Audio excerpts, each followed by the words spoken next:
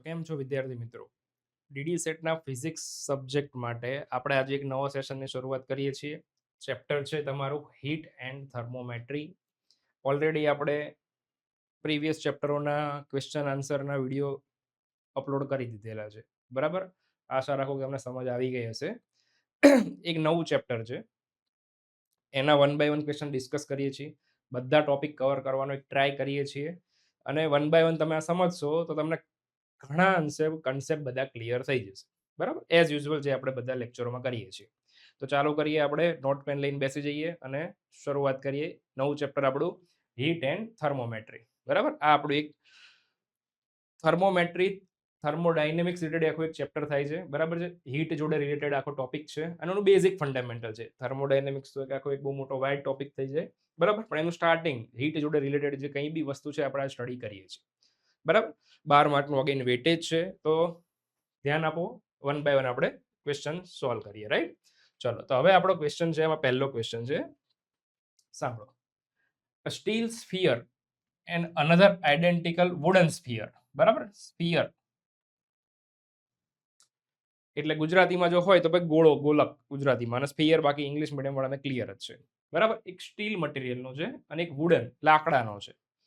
આ બે મટીરિયલ આપણી પાસે સ્ફિયરના છે. Will feel equally cold or hot. બરાબર છે? બંને ઇક્વલ કોલ્ડ અને ઇક્વલ હોટ, બંને સિમિલર ટેમ્પરેચર જેવા લાગે છે. મતલબ એક મારા હાથમાં એક બોલ છે સ્ફિયરનો, સોરી સ્ટીલનો, અને એક છે વુડન. બંને ઠંડા અથવા ગરમ, કેટલા ટેમ્પરેચર બંનેની ફિલિંગ સેમ આવે મને? This is the question. બરાબર? એવું રૂમનું કેટલું ટેમ્પરેચર રાખવું કે ભાઈ કેટલું ટેમ્પરેચર ફાઇનલ એક રાખી દઉં કે ત્યારે બંનેની વેલ્યુ, મતલબ બંને ફિલિંગ બંનેની હોટ અને કોલ્ડ છે એ બંને સેમ લાગે મને. તો આ એક સિમ્પલ લોજિકલ એક એનાલિટિક ક્વેશ્ચન છે. આને માટે કોઈ થિયોરિટિકલ વસ્તુ નથી. કે જ્યારે હ્યુમન ટેમ્પરેચર, હ્યુમન બોડીના ટેમ્પરેચર જેટલું આપણું ટેમ્પરેચર જો આપણને લાગે, આ કોમન સેન્સ છે. સપોઝ મારા બોડીનું temperature like something 50 degree Celsius છે. આ એક એક્ઝામ્પલ તરીકે વાત કરું છું. હવે હું જ્યારે કોઈ વસ્તુ પકડું, જેમ કે આ માર્કર છે, આ માર્કર જે છે એ મારે 50 ડિગ્રી સેલ્સિયસ ઉપર જ છે, આનું ટેમ્પરેચર બી એટલું જ છે. તો હું જ્યારે આ માર્કરને ટચ કરીશ તો મને કોઈ ફિલિંગ જ નહીં આવે, બસ સેમ જ લાગશે મને. બરાબર છે? કારણ કે મારા બોડીનું બી 50 ડિગ્રી સેલ્સિયસ છે, આનું પણ 50 ડિગ્રી સેલ્સિયસ છે, મને કોઈ ઇફેક્ટ આવશે નહીં. બરાબર? તો હવે મટીરિયલ અલગ અલગ છે, સ્ટીલ છે અને વુડન છે, તો બેની પ્રોપર્ટી તો અલગ જ છે. બંનેની ઇન્ટ્રિન્સિક પ્રોપર્ટી અલગ છે, થર્મલ કંડક્ટિવિટી અલગ છે. તો બંનેને ફીલ ક્યારે થશે કે જ્યારે હ્યુમન બોડીનું ટેમ્પરેચર જેટલું હશે એ ટેમ્પરેચર ઉપર બંનેને જોડે રાખવામાં આવે. બરાબર છે? બંનેને એ સાથે ટચ કરવામાં આવે ત્યારે આ બંને આપણને સેમ ફીલ થાય. બરાબર છે? બંને આપણને ઇક્વલ ક્યારે ફીલ થાય કે જ્યારે હ્યુમન ટેમ્પરેચર, હ્યુમન બોડીનું ટેમ્પરેચર જેટલું હોય એટલું બંનેનું રાખવામાં આવે ને તો મને સેમ ફીલ થશે. કોમન સેન્સ છે. બરાબર છે? એટલે આપણું બોડી ટેમ્પરેચર જેટલું હોય, ધીસ ઇઝ અવર આન્સર. બરાબર છે? તો બોડી ટેમ્પરેચર આપણું જનરલ કેસમાં 37 ડિગ્રી સેલ્સિયસ કાઉન્ટ કરવામાં આવે છે. આ બધા યાદ રાખવાનું. બરાબર? આ આપણું બોડી ટેમ્પરેચર અથવા હ્યુમન ટેમ્પરેચર છે. અને આપણે આમાં 30 ડિગ્રી સેલ્સિયસ કોઈ ઓપ્શન નથી. તમે આને ફેરનહીટમાં કન્વર્ટ કરો છો, કારણ કે જો આ સેલ્સિયસ તો આ તો આવશે જ નહીં, આને કેલ્વિનમાં કરશો તો બી આ નહીં આવે. તમે આનું ફેરનહીટ વાળો ફોર્મ્યુલા એપ્લાય કરશો તો આપણો આન્સર સીધો આવશે 98.4 ડિગ્રી ફેરનહીટ. આ તમારો આન્સર આવશે. બરાબર છે? આપણે સેલ્સિયસ ટુ ફેરનહીટમાં જવું હોય તો આપણી પાસે કન્વર્ટર છે. Sorry, Fahrenheit to Celsius 9/5 TC + 32. બરાબર? તમે આ TC 37 અહીંયા પુટ કરી દેશો, તમને આ આન્સર મળી જશે. બરાબર છે? તો એક વસ્તુ યાદ રાખવાની, બે અલગ અલગ મટીરિયલ હોય, મટીરિયલના મતલબ વસ્તુ હોય, સરફેસ એરિયા સેમ છે પાછો બંનેનો, એટલે સેમ લખ્યું છે. બરાબર છે? બંને સેમ ફીલ ક્યારે લાગે? હ્યુમન ટેમ્પરેચર જેટલું હોય ત્યારે બંને આપણને સેમ ફીલ થાય, હોટ અથવા કોલ્ડ. બરાબર છે? તો હ્યુમન બોડી ટેમ્પરેચર આપણે યાદ રાખવાનું 37 ડિગ્રી સેલ્સિયસ. ફેરનહીટમાં કન્વર્ટ કરું તો 98.4 ડિગ્રી ફેરનહીટ. બરાબર છે? રૂમ ટેમ્પરેચર નહીં આવે. રૂમ અલગ અલગ, રૂમના ટેમ્પરેચર આપણને થોડું સેમ ફીલ થાય. આ તો આપણે જનરલી બી ઓબ્ઝર્વ કરીએ છીએ. બધાના ટેમ્પરેચર અલગ ફીલ થતા હોય. હ્યુમન બોડીના ટેમ્પરેચર આપણું સેમ હોય તો આ બી સેમ લાગશે અને આ બી સેમ લાગશે. તો બંનેના ટેમ્પરેચર સેમ રાખીશ તો, બીકોઝ મારા બોડીની જોડે કોઈ કનેક્શન થશે તો હીટનું ટ્રાન્સફર જ નહીં થાય. મારા બોડી જેટલું ટેમ્પરેચર વુડનનું છે, મારા બોડી જેટલું ટેમ્પરેચર સ્ટીલનું છે. બરાબર? તો મને સેમ જ ફીલ થવાનું છે બંનેનું. આ એક કોમન સેન્સ છે. બરાબર છે? રૂમ ટેમ્પરેચર જનરલી કેટલું કન્સિડર કરવામાં આવે? 25 ટુ 27 ડિગ્રી સેલ્સિયસ આ રૂમ ટેમ્પરેચર જનરલી કન્સિડર કરવામાં આવે છે. હવે એનું કોઈ ફિક્સ નથી હોતું કે ભાઈ, પણ જનરલી જો એક જ વેલ્યુ આપેલી હોય તો 27 ડિગ્રી સેલ્સિયસ લઈ શકો છો. આ રૂમ ટેમ્પરેચર સ્ટાન્ડર્ડ કન્સિડર કરવામાં આવે છે. અધરવાઇઝ એની વેલ્યુ વેરી છે 25 ટુ 27. બરાબર, બાકીના ઓપ્શન તો કોઈ રિલેવન્સમાં છે નહીં. તો આ ક્વેશ્ચન આ રીતે આપણે સમજવાનું કે આપણા બોડી જેટલું ટેમ્પરેચર હોય કોઈ એવી વસ્તુનું તો આપણને કોઈ ગરમ બી નહીં લાગે ને ઠંડુ બી નહીં લાગે, કારણ કે આપણા બોડીનું ટેમ્પરેચર છે અને સામેના મટીરિયલનું ટેમ્પરેચર બેનું સેમ જ બનતું હોય તો હીટ એક્સચેન્જ જ નહીં થાય. This is the logic. બરાબર છે, ચલો આગળ વધીએ. ચલો, the value of thermal conductivity depends on. Thermal conductivity શું છે પહેલા તો? થર્મલ કન્ડક્ટિવિટી દરેક મટીરિયલ વાઇઝ અલગ અલગ હોય. દરેક મટીરિયલની એક ઇન્ટ્રિન્સિક અંદરની એક પ્રોપર્ટી છે, આંતરિક પ્રોપર્ટી છે, બરાબર, જેના દ્વારા એ હીટ એક્સચેન્જ થઈ શકે એના માટેનો એક કોન્સ્ટન્ટ છે થર્મલ કન્ડક્ટિવિટી. દરેક મટીરિયલ વાઇઝ અલગ અલગ હોય. બરાબર છે.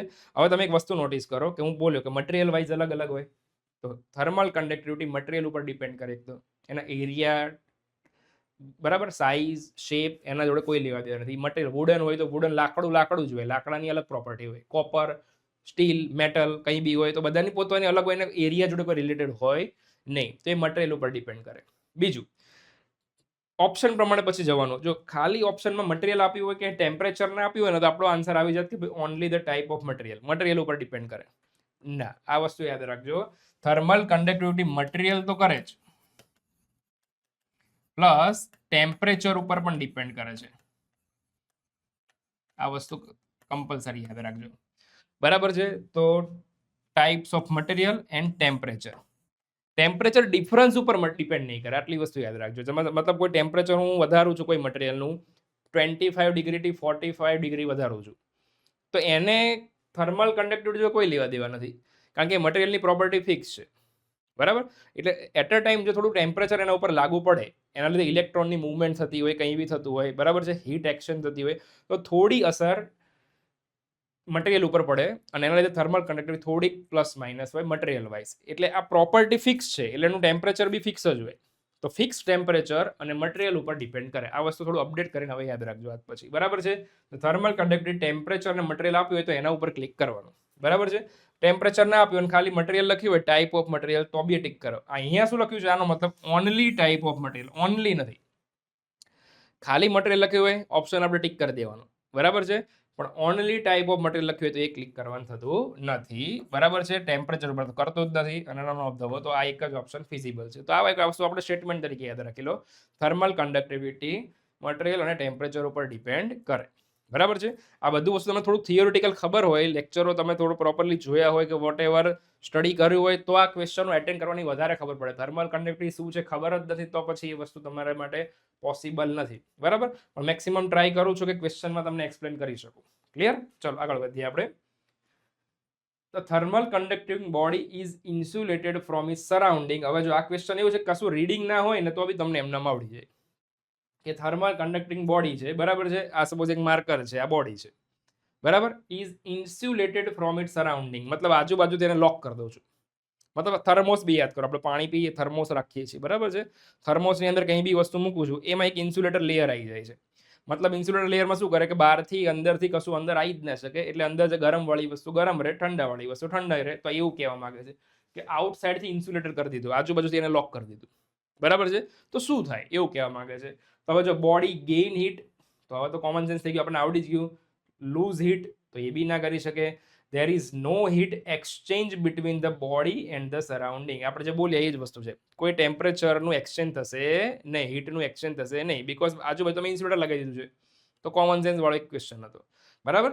તો અમુક વસ્તુ આપણે યાદ રાખવાની એનાલિટિક ફોર્મમાં. if the temperature difference between hot and cold surface of a thermal conducting material is increased from 10 degree to 20 degree Celsius, the thermal conductivity of the material. પાછું થર્મલ કન્ડક્ટિવિટી આવ્યું. હમણાં જ વાત કરી, થર્મલ કન્ડક્ટિવિટી કોના ઉપર depend કરે? એક તો મટીરિયલ ઉપર ડિપેન્ડ કરે અને બીજું કોના ઉપર ડિપેન્ડ કરે? ટેમ્પરેચર ઉપર ડિપેન્ડ કરે. શેના ઉપર ડિપેન્ડ કરે?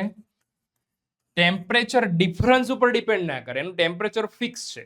અને અહીંયા મને એવું ક્વેશ્ચન કહેવા માંગ્યું છે, ઉપરનું બધું ડિટેલ છે, હોલ્ડ અને કોલ્ડ સરફેસ ને બધું મટીરિયલ છે, એ બધું આપણે કંઈ વાંચવાનું નથી જરૂર. એ મટીરિયલનું તાપમાન, ટેમ્પરેચર 10 ડિગ્રીથી 20 ડિગ્રી હું વધારું છું. મતલબ કોઈ એક મટીરિયલ છે, આ માર્કર છે, આનું ટેમ્પરેચર 10 છે અત્યારે, હું 20 સુધી આને લઈ જઉં છું, તો થર્મલ કન્ડક્ટિવિટી શું થાય? વધે, ઘટે, ડબલ થાય? આવો ક્વેશ્ચન આવ્યો. તો હમણાં જ વાત કરી કે આનું ટેમ્પરેચર 10 થી 20 જાય એને આની થર્મલ કન્ડક્ટિવિટી, આની આ માર્કરની પ્રોપર્ટી ફિક્સ છે, એને કોઈ લેવા દેવા નથી. એનું ટેમ્પરેચર ઉપર ડિપેન્ડ કરે છે, પણ ટેમ્પરેચરમાં વધઘટ જોડે ડિપેન્ડ નથી કરતું. આ વસ્તુ ખાસ સમજવાવાળી વસ્તુ છે, બરાબર? તો આનું ટેમ્પરેચર વધારો છો તો કન્ડક્ટિવિટી વધી છે એવું નથી, આનું એક ફિક્સ છે, બરાબર? એના ટેમ્પરેચર જોડે રિલેટેડ થાય છે અને એક કન્ડક્ટિવિટી એક બની છે આની. તો થર્મલ કન્ડક્ટિવિટી આ માર્કરના મટીરિયલ ઉપર ડિપેન્ડ કરતું હતું અને આનું જે ઇનિશિયલ ટેમ્પરેચર હતું જેના લીધે એની થર્મલ કન્ડક્ટિવિટી બની હતી એના ઉપર ડિપેન્ડ કરે. તમે ટેમ્પરેચર વધાર્યું તો આના ઉપર કોઈ ઇફેક્ટ કરતું નથી, બરાબર? તો ટેમ્પરેચર વધારવાથી થર્મલ કન્ડક્ટિવિટી ઉપર શું અસર થાય? કોઈ અસર નહીં થાય, મતલબ રિમેઇન કોન્સ્ટન્ટ. આ ડબલ, હાફ કે એવું કશું આવશે નહીં, બરાબર છે? તો રિમેઇન કોન્સ્ટન્ટ આ આપણો ઓપ્શન બનશે. ક્લિયર આટલી વસ્તુ? તો આ જો કન્સેપ્ટ તમને ક્લિયર 1 by 1 બને તો બધા ક્વેશ્ચનો તમે 1 by 1 એટેમ્પ કરી શકો, રાઈટ? ચલો આગળ વધીએ આપણે. ડ્યુ ટુ ખાલી જગ્યા અ બોડી એમિટ્સ થર્મલ રેડિયેશન. હવે જો ઓપ્શન આમ સીધો જ વસ્તુને ક્લિયર કરે. થર્મલ રેડિયેશન, કોઈ બી મટીરિયલ થર્મલ રેડિયેશન કરે. થર્મલ રેડિયેશન હંમેશા ઇલેક્ટ્રોમેગ્નેટિક ફોર્મમાં હોય, આ વસ્તુ યાદ રાખજો. થર્મલ રેડિયેશન થાય ક્યારે? કોઈ બી ઓબ્જેક્ટ હોય, સપોઝ હું અહીંયા માર્કરની જ વાત કરું, આ થર્મલ રેડિયેશન નહીં કરે, બરાબર છે? કારણ કે આમાં કોઈ હીટ કે એક્સચેન્જ થતું નથી.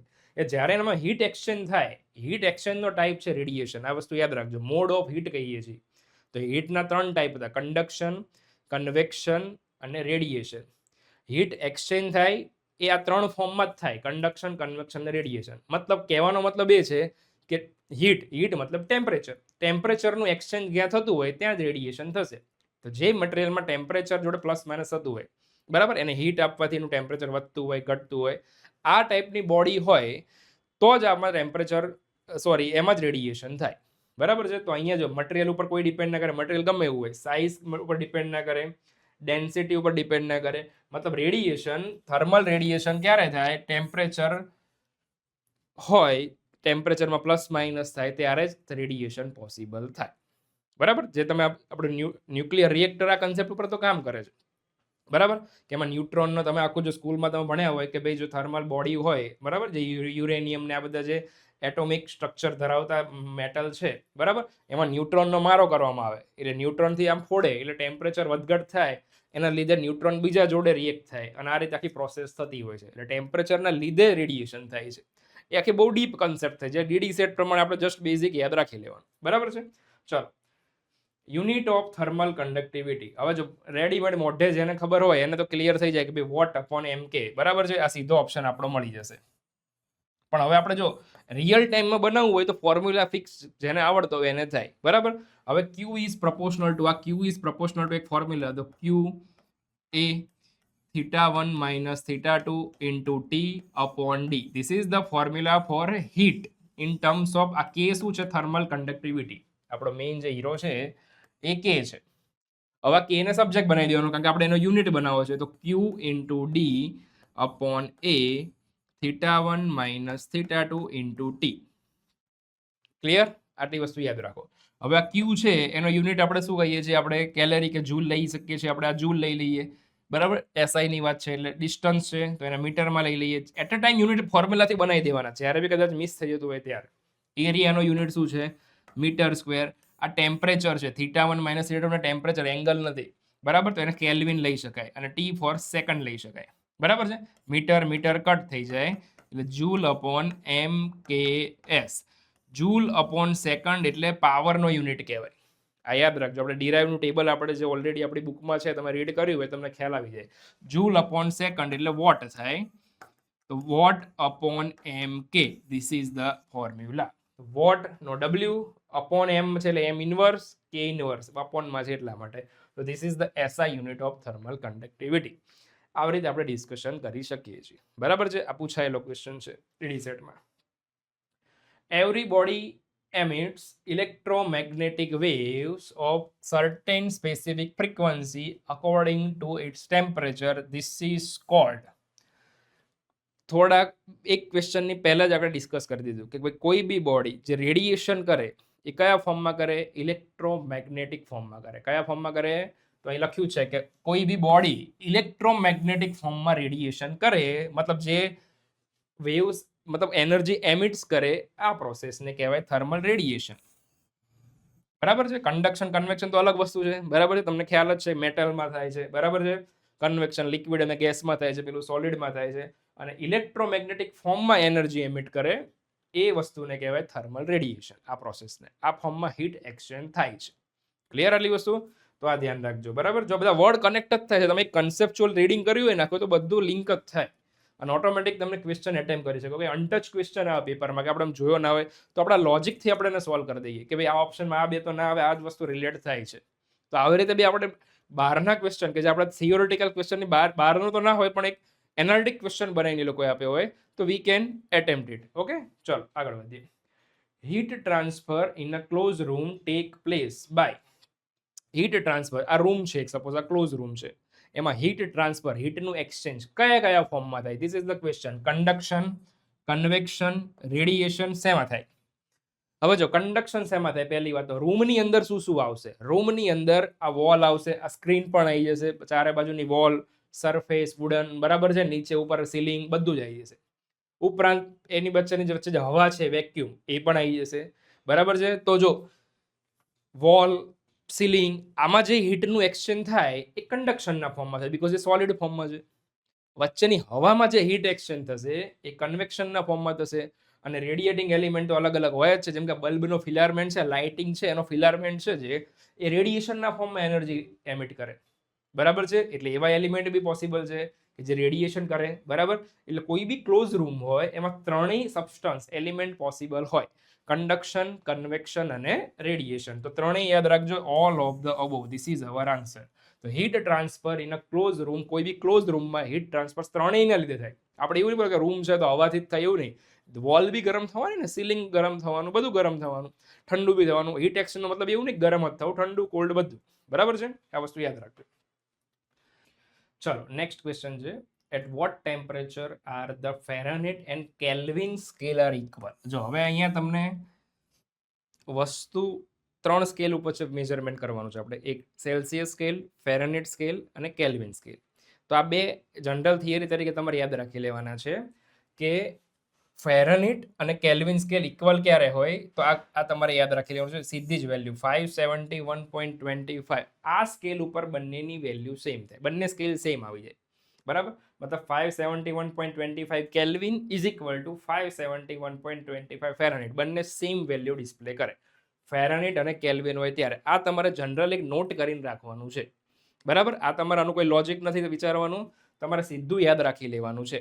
બરાબર, આ ફેરનહીટ અને કેલ્વિન વચ્ચે. હવે એવી રીતે ફેરનહીટ અને સેલ્સિયસ પણ આવે. બરાબર છે, ફેરનહીટ એન્ડ સેલ્સિયસ, આ બેની વચ્ચેનો જે સ્કેલ છે એ ક્યારે ઇક્વલ થાય? -40 ડિગ્રી ઉપર. ક્યારે? જે આપણો પહેલો ઓપ્શન છે. અગર ફેરનહીટ અને સેલ્સિયસ પૂછ્યું હોય તો -40 ડિગ્રી કરવાનું છે. બરાબર છે, અને ફેરનહીટ અને કેલ્વિન કીધું હોય ત્યારે આ વસ્તુ કરવાનું છે. બરાબર છે, સેલ્સિયસ અને કેલ્વિન ઇક્વલમાં નહીં આવે ક્યારેય. બરાબર, તો આ બે સ્કેલ એવા છે, ફેરનહીટ અને કેલ્વિન, જે 571.25 ઉપર સેમ વેલ્યુ ડિસ્પ્લે થાય છે, મતલબ ટેમ્પરેચર સેમ થઈ જાય છે આ સ્કેલ ઉપર બંનેનું. બરાબર છે, અને ફેરનહીટ અને સેલ્સિયસ હોય તો -40 ડિગ્રી ઉપર બંને સેમ થઈ જાય છે, બંને સ્કેલ સેમ રીડિંગ બતાવે છે આટલા ટેમ્પરેચર ઉપર, આ એવું કહેવા માંગે છે. બરાબર, તો આ 10 તમારે એક ઇન્ફોર્મેટિવ પર્પઝ તરીકે આને યાદ રાખી લેવાનું છે. બરાબર છે, ચલો આગળ વધીએ આપણે.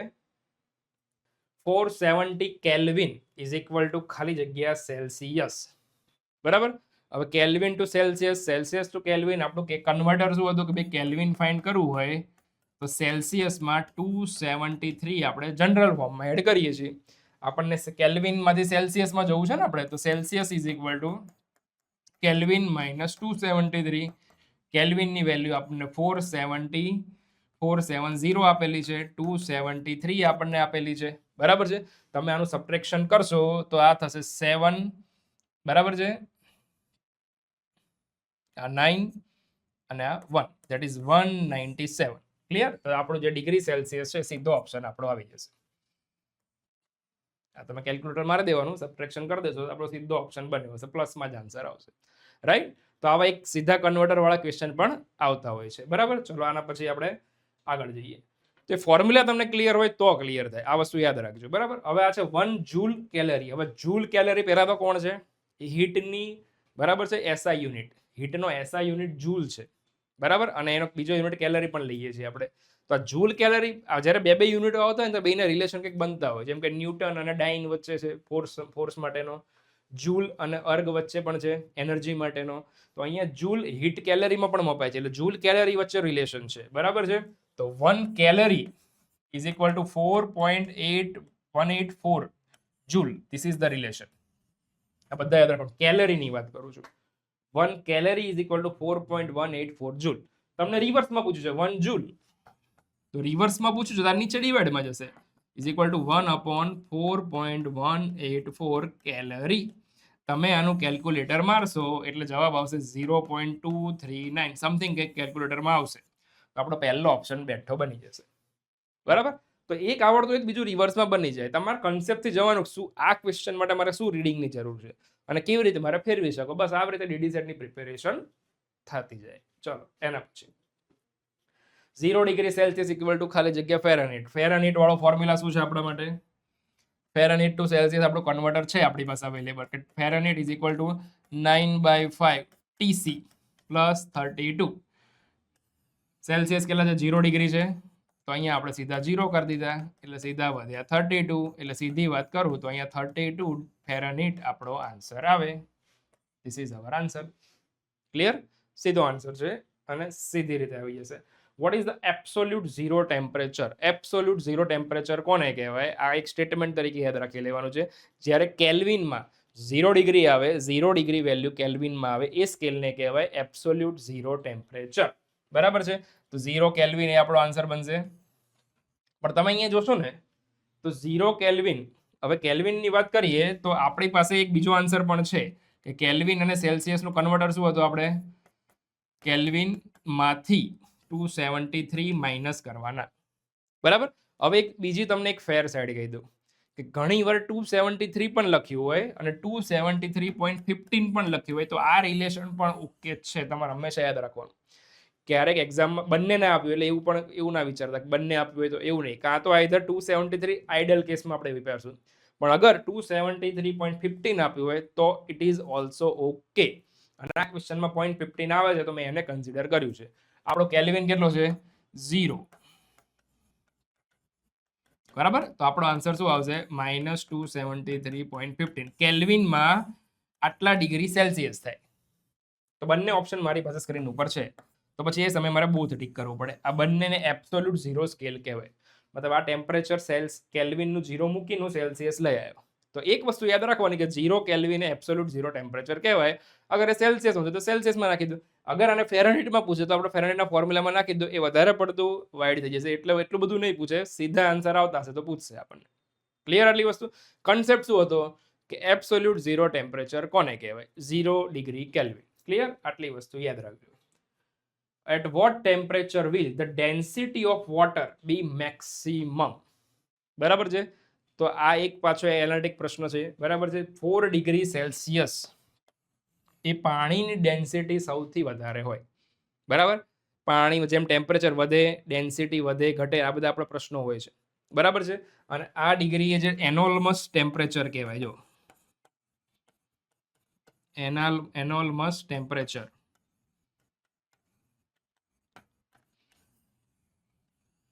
આ જે ડેન્સિટી, આ એક નામ છે, યાદ રાખજો, બરાબર. કે પાણીની ડેન્સિટી 4 ડિગ્રી સેલ્સિયસ સૌથી વધારે હોય. મતલબ 4 ડિગ્રીથી વધારે કરવું કે 4 ડિગ્રીથી ઓછી કરવું, તો એ સમયે એની ડેન્સિટી વધારે ના હોય, એમાં વધઘટ થાય. ડેન્સિટીનું લોજિક આપણે ભણેલા છે કે ટેમ્પરેચર વધે, ક્લિયર, તો ટેમ્પરેચર વધે તો વોલ્યુમ વધે, વોલ્યુમ વધે તો ડેન્સિટી ઘટે, બરાબર. અને આ રીતનું આખું પ્રોસેસ થતી રહેતી હોય. પણ એક આ કુદરતની એક કરામત છે, બીકોઝ પાણીમાં આપણે એક્વેટિક એનિમલ્સ પણ રહેતા હોય છે અને આ બધા આખું એક લોજિક ચાલતું હોય છે. એટલે 4 ડિગ્રી સાવ બરફ થઈ જશે તો બધા એનિમલ્સ મરી જશે, અંદરના એક્વેટિક એનિમલ્સ, બરાબર. માછલીને બધું જીવશે નહીં. એટલે આ એક નેચરની વસ્તુ છે અને નેચર આ બધું ગોઠવીને રાખતું હોય છે. અને ડેન્સિટી સૌથી વધારે હોય પાણીની એ સમયે, ડેન્સિટી વધારે હોય તો વોલ્યુમ ઓછું હોય, એ પ્રમાણે પાણીમાં ઉપરના ફેઝમાં એનિમલ્સ જીવતા રહી શકે. અને આ કંઈક બહુ મોટું ડીપ લોજિક થાય છે અને એના પર આપણે વધારે નથી જવું, બરાબર. આપણે એઝ ઓફ નાઉ આટલું યાદ રાખી લો કે પાણીની ડેન્સિટી કેટલા ડિગ્રી ટેમ્પરેચર મેક્સિમમ હોય તો કે 4 ડિગ્રી સેલ્સિયસ એની ડેન્સિટી વધારે હોય, પછી બંને કેસમાં ડિક્રીઝ થતી જાય. બરાબર, તો આ વસ્તુ યાદ રાખજો. અને આને કહેવાય એનાલ્મસ ટેમ્પરેચર ઓફ વોટર, એવું કહી શકાય વોટર માટે. બરાબર, તો આ વસ્તુ એક તમારે એક નોટ કરીને યાદ રાખી લેવાનું છે. Melting point of ice. Melting point કોને કહેવાય? 0 ડિગ્રીએ બરફ થાય. પાણી આપણને ખબર છે 0 ડિગ્રીએ બરફ થવાનું ચાલુ થાય. 0 ડિગ્રી એટલે બોર્ડર વેલ્યુ કહેવાય, 0 ડિગ્રી સેલ્સિયસ. બરાબર છે, અને આ 0 ડિગ્રી સેલ્સિયસ થી નીચે મતલબ જવાનું થાય તો બરફ રહે, અને જો એને સહેજ ઉપર ટેમ્પરેચર થવાનું ચાલુ થાય એટલે મેલ્ટ થવાનું ચાલુ થાય, બરફ પીગળવાનું સ્ટાર્ટ થઈ જાય સાદી ભાષામાં. તો પોઈન્ટ કયો છે? 1 ડિગ્રી નહીં, 0 ડિગ્રી પોઈન્ટ કહેવાય. બરાબર, તો 0 ડિગ્રી સેલ્સિયસ એટલે મેલ્ટિંગ પોઈન્ટ તરીકે કાઉન્ટ થાય. બરાબર, બરફ પીગળવાની શરૂઆત કરે. તો 0 ડિગ્રી સેલ્સિયસ તો અહીંયા ઓપ્શનમાં છે, ફેરનહીટમાં પૂછ્યું છે આપણને. જો તો 0 ડિગ્રીનું ફેરનહીટ આપણે ઓલરેડી આજના લેક્ચરમાં ડિસ્કસ થઈ ગયું, 32 ફેરનહીટ ટુ સેલ્સિયસ વાળું કન્વર્ટર. બરાબર, તો 32 ડિગ્રી ફેરનહીટ એ મેલ્ટિંગ પોઈન્ટ કહેવાય. ક્લિયર આટલી વસ્તુ? લોજિક પ્રમાણે તમારે જવાનું છે, 1 બાય 1 બધું થઈ જશે. SI unit of heat capacity. હવે એના માટે તમને હીટ કેપેસિટીનો ફોર્મ્યુલા ખબર હોવો જોઈએ. તો હીટ કેપેસિટીનો ફોર્મ્યુલા શું હતો? Q upon delta T. Heat transfer પર ચેન્જ ઇન ટેમ્પરેચર. ટેમ્પરેચરના ચેન્જ ના થવાથી મટીરિયલમાં કેટલી હીટ ટ્રાન્સફર થશે, it is called heat capacity. બરાબર, Q છે એનો યુનિટ જૂલ છે અને ટેમ્પરેચરનો યુનિટ કેલ્વિન છે, તો જૂલ અપોન કેલ્વિન સીધો જ ઓપ્શન છે આપણી પાસે. બરાબર, તો કિલોગ્રામ ટેમ્પરેચરના તો કોઈ લોજિક બનતું નથી. બરાબર, તો આ વસ્તુ યાદ રાખવાની. ઘણી વાર ઘણા બધા યુનિટ આપ્યા હોય, જો એસઆઈ યુનિટ ના લખ્યું હોય, ખાલી યુનિટ લખ્યું હોય, તો ભાઈ જૂલની જગ્યાએ કેલરી પણ લખ્યું હોય, કેલ્વિનની જગ્યાએ સેલ્સિયસ પણ લખ્યું હોય. બરાબર છે, જૂલ અપોન સેલ્સિયસ બી લખો. આ બધા યુનિટ તો કહેવાય જ. એસઆઈ પૂછે તો જૂલ અપોન કેલ્વિન, કારણ કે એમાં જૂલ ટ્રીટ કરાય. કેલરી એસઆઈ યુનિટ નથી, આ વસ્તુ યાદ રાખજો. બરાબર છે, ખાલી એ યુનિટ તરીકે ટ્રીટ કરીએ છીએ, એસઆઈમાં જૂલ જ વપરાય. What is the unit of the coefficient of linear expansion? હવે આ કોણ છે કોફિશિયન્ટ ઓફ લિનિયર એક્સપાન્શન? સીધી વાત છે, આપણે ઓલરેડી કવર પહેલા કરેલું છે કે ભાઈ ટેમ્પરેચરમાં ચેન્જ થવાથી લેન્થમાં વધઘટ થાય, અને લેન્થમાં વધઘટ થાય એના માટે દરેક મટીરિયલનો એક લિનિયર એક્સપાન્શન કોફિશિયન્ટ હોય. આનો ફોર્મ્યુલા આવો કંઈક છે કે delta L upon L is equal to alpha L into delta T. This is the formula for temperature coefficient. એમાં alpha L નું સબ્જેક્ટ બનાવી દઉં તો શું લખું અહીંયા? ડેલ્ટા એલ અપોન એલ, અને આ ડેલ્ટા ટી નીચે જાય. બરાબર, હવે આનો યુનિટ પૂછજો, સિમ્પલ, આપણે બીજું કોઈ લોજિક નથી લગાવવાનું. આલ્ફા એલ શું છે આપણો? Coefficient of linear expansion. Delta L નો યુનિટ મીટર થાય, આ એલ નો યુનિટ મીટર થાય, ટેમ્પરેચર નો યુનિટ કેલ્વિન થાય, અથવા સેલ્સિયસ લઈ લો તો ઉડી જાય 1 અપોન કેલ્વિન. બરાબર છે, સેલ્સિયસમાં લખવું હોય તો 1 અપોન સેલ્સિયસ લખાય. તો જો આ બી, આ તો આવશે જ નહીં ફેરનહીટ, સેલ્સિયસ ઇનવર્સ એટલે 1 અપોન સેલ્સિયસ, તો એ બી ઓકે છે. અને 1 અપોન કેલ્વિન, એસઆઈ યુનિટ નથી પૂછ્યું એટલે તમે કંઈ બી લઈ શકો છો. અધરવાઇઝ આપણે કેલ્વિન જ ટ્રીટ કરીએ છીએ. તો ઓપ્શન બી અને સી બંને ઓપ્શન વેલિડ છે. કેલ્વિન અપોનમાં છે, સેલ્સિયસ ઇનવર્સ છે, અપોનમાં જ સેલ્સિયસ કહેવાય. તો આવી રીતે આપણે ટ્રીટ કરવાનો ક્વેશ્ચન. ઓકે, ચલો એના પછી આગળ વધીએ. Which substance generally has high thermal conductivity? Thermal conductivity high કોની છે? આવો ક્વેશ્ચન આપણને પૂછ્યો છે. ઓકે, ચલો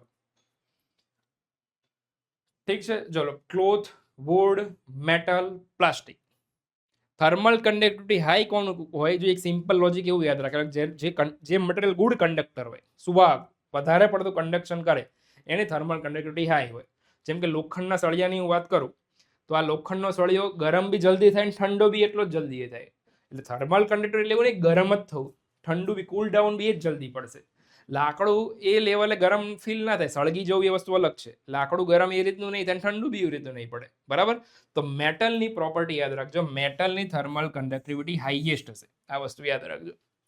બરાબર, વુડ તો બેડ કંડક્ટર છે, ક્લોથ લો કંડક્ટર છે. બરાબર છે, પ્લાસ્ટિક બી કંડક્ટર લો કંડક્ટરમાં જ આવે. બરાબર, તો મેટલની થર્મલ કન્ડક્ટિવિટી હાઈ હોય. હવે અમુક લોજિક યાદ રાખો કે સૌથી એવી કઈ મેટલ છે જેનું હાઈ થર્મલ કન્ડક્ટિવિટી હોય? તો હંમેશા યાદ રાખજો સિલ્વરની કન્ડક્ટિવિટી હાઈ હોય.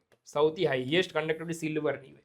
નોટ કરી રાખજો, ક્યાંક આપણને પૂછે જો યાદ રહે. સિલ્વરની થર્મલ કન્ડક્ટિવિટી હાઈએસ્ટ હોય. એના પછી આપણને પૂછે તો કોપરની આવે. બરાબર, ફર્સ્ટ નંબરે સિલ્વર, સેકન્ડ નંબરે કોપર અને થર્ડ નંબરે ગોલ્ડ આવે. ટોપ 3 આપણે યાદ રાખી લેવાના. આની થર્મલ કન્ડક્ટિવિટી આ રેશિયોમાં હોય. સિલ્વરની હાઈએસ્ટ, કોપર ને ગોલ્ડ પછી. બરાબર. ઇન કેસ આ તો આવે તો આપણને યાદ રહેવું જોઈએ કે આ રીડ કરવા માટે કે કયા મટીરિયલની થર્મલ કન્ડક્ટિવિટી હાઈએસ્ટ છે, તો સિલ્વરની. બરાબર.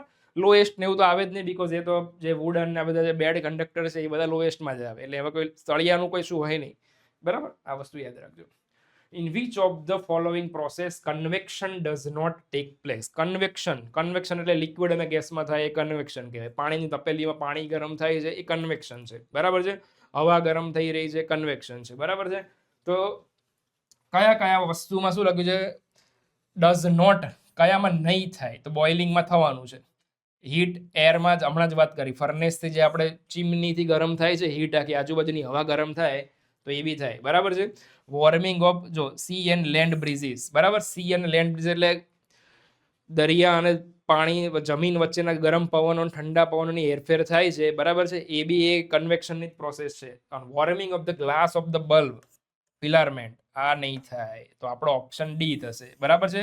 આ રેડિયેશન વસ્તુ છે. આજના લેક્ચરમાં ઓલરેડી બોલી ગયો. બરાબર. શરૂઆતમાં કે બલ્બના ફિલારમેન્ટમાં જે વસ્તુ થાય એના લીધે ગરમ થાય, રેડિયેશન થાય છે એમાંથી. બરાબર છે. ડાયરેક્ટ હવા કોન્ટેક્ટમાં નથી આવતી. તો યાદ રાખજો આ બધી વસ્તુ કે ભાઈ ફિલારમેન્ટ જે છે એ રેડિયેશન છે, અને આપણને પૂછ્યું છે કન્વેક્શન શેમાં ના થાય, તો આ ત્રણમાં કન્વેક્શન થાય, આમાં ના થાય. તો ક્વેશ્ચન ને રિયલ ટાઈમ સમજવાનો બી કરો, ઉતાવળમાં એવું ના થાય કે ઊંધું લખીને આવતા રહીએ આપણે. ક્લિયર? તો સમજતા જજો ને આગળ વધીએ આપણે હવે. ચલો, એના પછીનો ક્વેશ્ચન છે 20. સ્ફિયર, ક્યુબ અને thin circular plate, all of the same material and same masses are heated to same high. બધું સેમ છે એમ. બરાબર. ખાલી મટીરિયલ અલગ અલગ છે. સ્ફિયર છે, ક્યુબ છે અને થિન સર્ક્યુલર પ્લેટ છે. મટીરિયલ સેમ છે, માસ સેમ છે, બધું સેમ જ છે. Which of them will cool fastest. ગરમ કરવું તો કયું ઠંડુ સૌથી વધારે ઝડપી થાય, આવો ક્વેશ્ચન પૂછ્યો છે. તો આ એક સિમ્પલ લોજિકલ ક્વેશ્ચન છે, જેનો એરિયા, સરફેસ એરિયા વધારે હોય ને એ જલ્દી ડાઉન થાય. આ વસ્તુ યાદ રાખજો. એનું રીઝન શું છે કે કોઈ એરિયા વધારે હોય ને તો હીટ બધી બાજુથી રિલીઝ કરશે. હવે ત્રણ વસ્તુ જે છે, સ્ફિયર, ક્યુબ અને થિન સર્ક્યુલર પ્લેટ લખ્યું છે. તો આ થિન સર્ક્યુલર પ્લેટ, પતલી પ્લેટ હોય, આપણી થાળીની વાત છે. બરાબર છે. એ પ્લેટનો એરિયા વધારે હોય, વાઇડ, એ બધી બાજુથી હીટ એને રિલીઝ કરશે, એમિટ કરશે. બરાબર છે. અને રિલીઝ જલ્દી કરશે એટલે ઠંડુ બી જલ્દી પડશે. બરાબર. સ્ફિયર અને ક્યુબ, તો સ્ફિયર એક ગોળ છે, ક્યુબ એક નાની વસ્તુ છે, એ બધું શ્રિંક થઈ ગયું છે અને એરિયા વધારે ના હોય. પ્લેટ વાઇડલી, આપણને ત્રણ વસ્તુમાં સૌથી વધારે મોટું કોણ દેખાશે? પ્લેટ દેખાશે. બરાબર. તો પ્લેટ ઉપર નીચે ચારે બાજુથી હીટ કરશે. ક્યુબની અંદર શું હશે? અંદરની વસ્તુ અંદર જ રહેશે. તમે લોજિકલી વિચારો તો ક્યુબ જે છે એમાં અંદરની સાઈડથી તો હીટ રિલીઝ જ નહીં થાય. ક્યુબમાં બી અંદરની સાઈડ તો હીટ દબાઈ જશે. પ્લેટ એક એવી વસ્તુ છે ઉપર નીચે બધેથી હીટ રિલીઝ કરી શકશે. બરાબર. બીકોઝ એનો એરિયા વધારે છે. તો આપણે માટે ઓપ્શન આવશે પ્લેટ. તમારે નોટ ડાઉન શું કરી લેવાનું છે કે જેનો સરફેસ એરિયા વધારે હોય, ઇટ કુલ ડાઉન ફાસ્ટ અથવા હીટ ફાસ્ટ, બંનેમાં વસ્તુ છે. તો આ વસ્તુ યાદ રાખજો. કોણ ગરમ જલ્દી થશે ને ઠંડુ વધારે પડશે? જેનો એરિયા વધારે હોય. Area in the sense surface area જેનો વધારે હોય એ વધારે ઠંડુ પડશે. આ એક નોટ કરીને ક્યાંક યાદ રાખી લેવાનું. બરાબર છે. તો આ ત્રણ વસ્તુમાં પ્લેટ જ સૌથી વધારે મોટી દેખાશે. બરાબર. તો સિમ્પલ વસ્તુ યાદ છે, રાખજો. એમ બીજો તમે સ્ફિયરનો આપણે સરફેસ એરિયા યાદ રાખવો હોય તો 4πr², કોઈને નોટ કરવું હોય તો કરી રાખજો. આ સરફેસ એરિયા છે. ક્યુબનો થશે 6a². પ્લેટનો તો બહુ વાઇડ થશે. બરાબર. ડાયામીટર ગણીને એ આપણે યાદ રાખવાની જરૂર નથી. તો આ સ્ફિયર જનરલી વધારે વાઇડ યુઝ થતું હોય છે. અને ક્યુબ તો ઓલરેડી મેં ડિસ્કસ પ્રીવિયસ લેક્ચરમાં કરેલો છે આપણા ફર્સ્ટ સેશનમાં, ક્યુબ વિશે. અને આ ક્યુબ છે આપણા. આ બેના એરિયા છે, વોલ્યુમ નથી. બરાબર. તો આ વસ્તુ યાદ રાખજો. જો ઓલમોસ્ટ જે ટોપિક વાઇઝ બધા જે ટોપિક છે એના મેં ક્વેશ્ચન કવર કરવાનો ટ્રાય કર્યો છે, અને તમને એક આઈડિયા આવે કે ભાઈ આ રીતના ક્વેશ્ચનો હોય ને આ રીતના આપણી પ્રિપેરેશન હોવી જોઈએ, અને ઓલમોસ્ટ માઇન્ડથી ક્લિયર થાય. બસ તમે એને રિવિઝન કરી રાખો એટલે ઓલમોસ્ટ તમે બધા ક્વેશ્ચન એટેમ્પ કરવાની એલિજિબિલિટી બનાવી દો. આમાં લોજિક વધારે છે આ ચેપ્ટરમાં. થર્મલ કન્ડક્ટિવિટી શું છે, આ છે, તે છે. બરાબર. અને થોડું મેથેમેટિકલ તો છે. ક્લિયર? તો વાંચતા રહેજો એટલે ઓટોમેટિક અને ક્વેશ્ચન બેંક આપણે જે એટેચ કરેલી છે એ જોડે સોલ્વ કરતા રહેજો એટલે ઓલમોસ્ટ તમારી તૈયારી થઈ જશે. બરાબર. નેક્સ્ટ સેશનમાં એક નવા ચેપ્ટર સાથે મળીશું. ત્યાં સુધી તૈયારી કરતા રહો.